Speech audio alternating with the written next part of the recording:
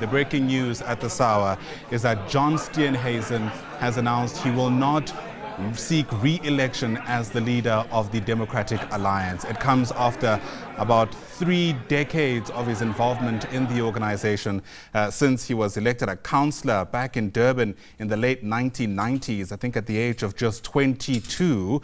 John Steenhuisen saying that we've had laughs, tears, but mostly a great time. He said ascending into national power constitutes the single greatest achievements of our party. He has also gone on to mention that it's not the end of the road, at least not for the DA and not for him. And then the, I suppose, sentence we'd all been anticipating, John Steenhuisen saying, I will not seek re-election when the party goes to Congress in April, and I do so with a full heart. I leave a healthier party than that I found. The speculation, of course, had gone into overdrive. The SABC news channel amongst the first, of course, to report that John Steenhuisen would be stepping away as the leader of the organization. And now we have it as a fact. Let's take stock of this moment. Bring in our senior politics reporter, Samkele Maseko, who's with us in studio. You had called it, and here we are. Indeed, it was a call that was not easy to make, particularly our political editor, Mzwandile Mbeje, on this one, put his neck on the block and put his head on the chopping block, and was able to get that final confirmation from our sources within the DA that it's a definite that John Steenhuisen would be standing aside and not seeking re-election for a third term as DA leader, taking a jab at the previous leader, Mmusi Maimane there, saying that he walked out of the job. But for those who know John Steenhuisen's political career, it did begin in Durban. As a young chap, he went on to become a councillor in the eThekwini municipality. He went on to the provincial legislature of KwaZulu-Natal and ultimately went on to be a member of parliament, led the DA in the province of KwaZulu-Natal. And him going back home to have that address within his home base of KwaZulu-Natal flagged by his ally Dean McPherson, whom posted a picture of him and John Steenhuisen in his first election as DA leader in 2020 in November, just signaled how he has felt out of place within the ranks of the Democratic Alliance in the Western Cape.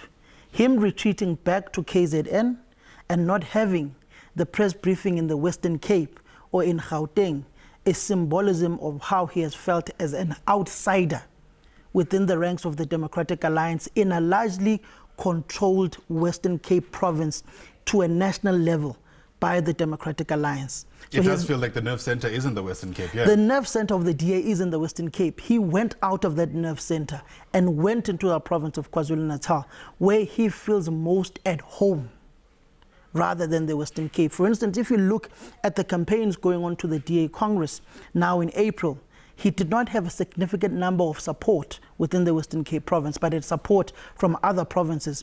But the Western Cape brings the bulk of the delegates to the Congress of the Democratic Alliance. So ultimately, he would have had a problem if he did not have the support of that Western Cape province due to the calculation of the delegates of the DA's performance electorally.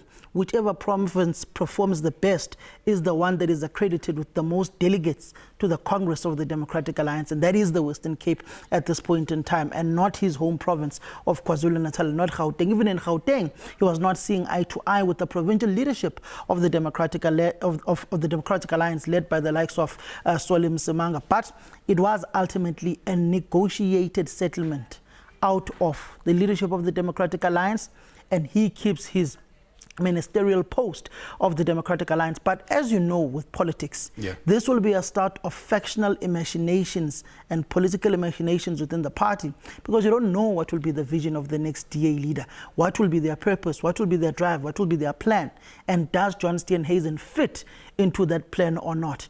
And will it also mean, just like he reshuffled and fired Dr. Dion George, will the next leader of the DA keep him on as the Minister of Agriculture, particularly noting that the Afrikaner community that supports the DA and the Freedom Front Plus is not happy with him as the Minister of Agriculture.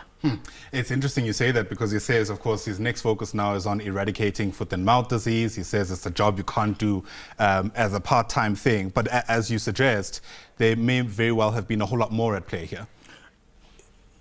Just to be blunt, Helen Zille was the DA leader and the Premier of the Western Cape. She did two jobs effortlessly. Look at J.P. Smith. He's in the top leadership of the Democratic Alliance. He's also the MMC of Community Safety in the Western Cape, doing the job seamlessly. Solim Simanga is in the top echelons of the DA leadership. He's also the Minister of Communications. Siviwe Kharube is touted to be contesting as Deputy Federal Chair of the Democratic Alliance. She's still the Minister of Basic Education within the country. So what is so special about John Steenhuisen that he can do these two jobs seamlessly as well? Cyril Ramaphosa is the president of the ANC and president of the country, which is arguably the most difficult job within the country, but he still does them, whether seamlessly or not, I don't know. But he seemingly doesn't have time for his own political formation, the ANC, when it comes to organizational work. But ultimately, this is a negotiated settlement to say you've got too many scandals. But also, there was that FLC investigation, the Federal Legal Council of the Democratic Alliance, on the abuse of the finances of the party by the DA leader, or the credit card for purchasing on Uber Eats and so on and so forth. Yet he also had a monthly stipend of about 40,000 rands per month from the DA as its leader, coupled with his ministerial salary. So it is an issue of, was John Steenhuisen what Jacob Zuma was to the ANC on the management of their personal issues that ultimately trickled on and went on to governmental affairs, and the rocky relationship between Helen Zille and John Steenhuisen?